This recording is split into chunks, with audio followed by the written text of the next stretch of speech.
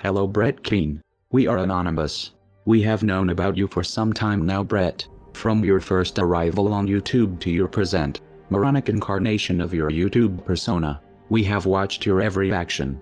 And while some may not be aware of your sordid, scummy history, we are about to give them an education in the individual known as Brett Keane. Not many will be aware of your history when you first arrived on YouTube, but you soon made a name for yourself amongst the atheist community. And while at first, this was indeed a good reputation, it soon began to fall apart because of your egotistical, narcissistic nature. You thought you were an internet superstar. But how did you really gain that fame, Brett? You got that name through piggybacking off of the fame of other YouTube users, such as Pat Kendall and the Amazing Atheist. You name-dropped at the drop of a hat in an effort to increase your subscriber base. And all of this is very well documented in a number of videos. And then came the backlash.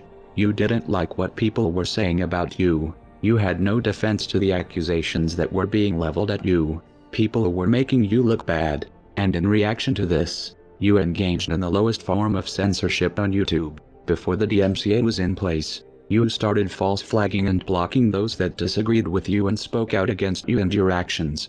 All the while, continuing to name drop and put more popular YouTube users' names in the titles of your videos. All this, in an effort to hide the fact that you were not the person that you wanted people to believe you were. Then, when the Digital Millennium Copyright Act was finally introduced, you saw it only as a tool to silence those that were critical of you, and to get the personal information of those same people. But it backfired. Straight Dope was one of the victims of your illegal DMCA claims. Cunningly, however, Straight Dope had got his lawyer to become a silent partner for his YouTube channel, and used his lawyer's documentation to file a counterclaim against your fucktardery. And when you got that documentation, you nearly came in your pants. Up until this point, people were unsure if you filed the DMCA. They were unsure if you used this tactic to try and get people to be silent, and not speak out against you. But when you mentioned the name of Straight Dope's lawyer in one of your videos, everyone finally knew that you were a fat, doc-dropping fucker. You even made comments on videos calling Straight Dope by his lawyer's name, not realizing what a cretin you were being. The best part of this fiasco, however, was when you realized that Straight Dope had all but set you up. In a cunning plan to reveal you as a doc dropper, you had to cover your tracks, and your attempt to do so was a spectacular failure. You claimed to have gotten Straight Dope's name from a video by one of his friends, a video that had been posted a full year after the events. You were even too stupid to realize the time discrepancy. Further, you edited the copy of the video you posted on your channel to remove the actual person the video was referring to. In the end, your own actions got you banned from YouTube, and it has happened several times now. Each time, however, when you came back to YouTube, you tried to rewrite history. You tried to lie about the reasons you got banned, blaming others for flagging you down without good reason, or some other bullshit excuse, and this time is no different. Now, let us move on to your massive e-begging scams. At one point, several years ago, you made a video going through your Amazon wish list. The total of this list was somewhere in the region of $2,250. Shortly afterwards, you made a video claiming that your house was going to go up for auction as a result of unpaid rent. Unpaid rent that totaled around $2,300 and that you needed help. The YouTube community saw through that transparent lie. We knew what you really needed the money for, and it wasn't to pay your back rent. You even added an expensive mic to your wish list after the video in which you asked for help to pay your rent. And this wasn't the last time you would use rent and the threat of losing your home to beg for money. You did so at least once more, claiming that you could lose your home if you did not find the money to pay. You lied, cheated and stole money from people who were too stupid and gullible to see through your thinly veiled deception.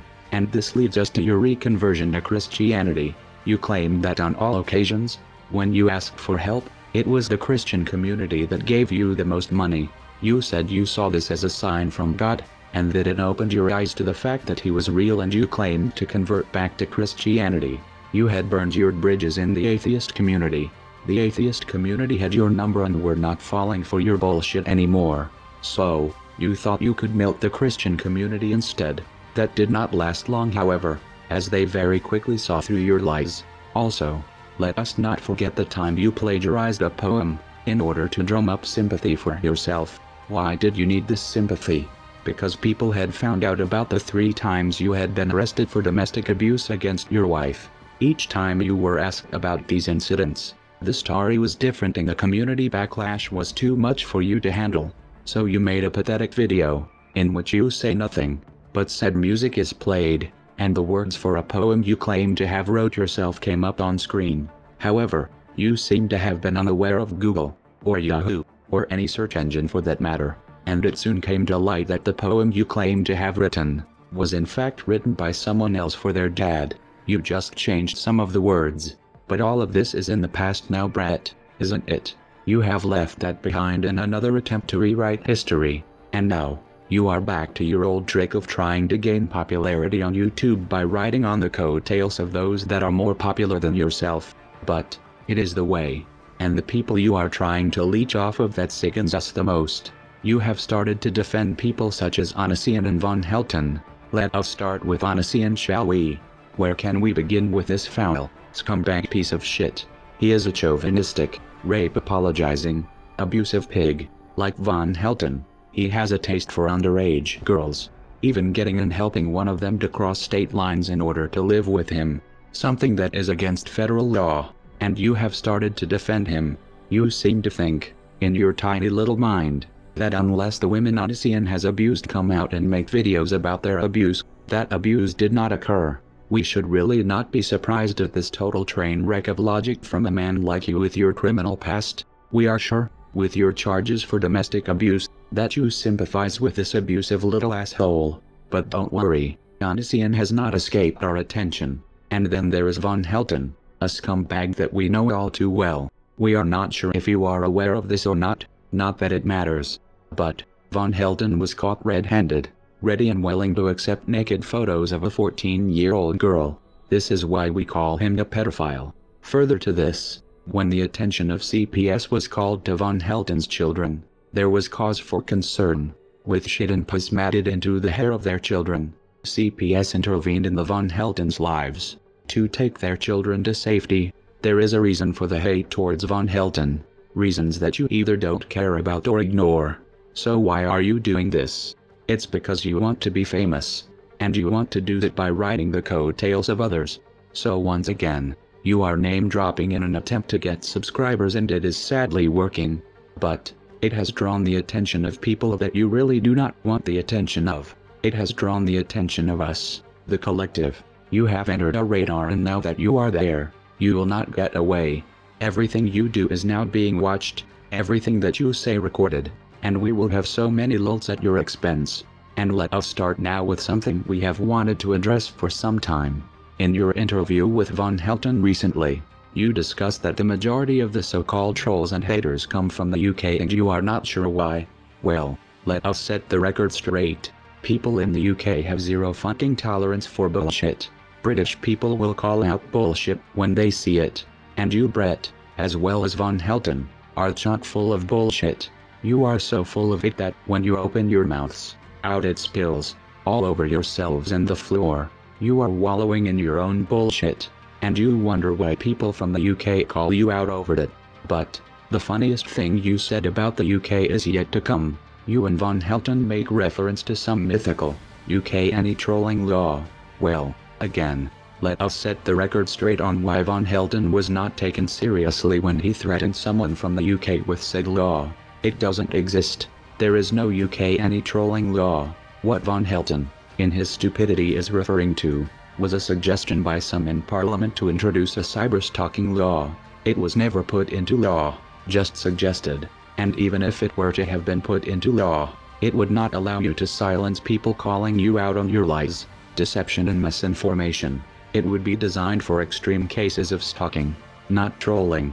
So, we suggest that you and Von Helton stop harping on about that non-existent law. It makes you both look even more stupid than you are.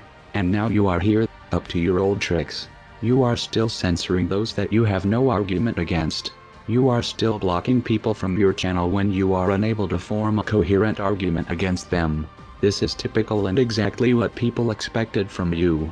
But be warned, Brett, Anonymous takes free speech seriously.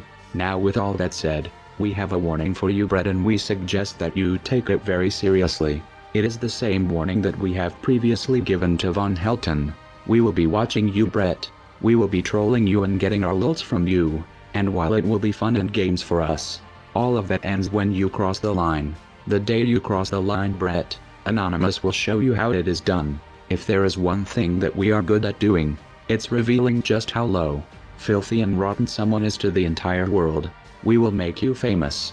We are Anonymous. We are Legion. We do not forgive. We do not forget. None of us are as cruel as all of us. Expect us.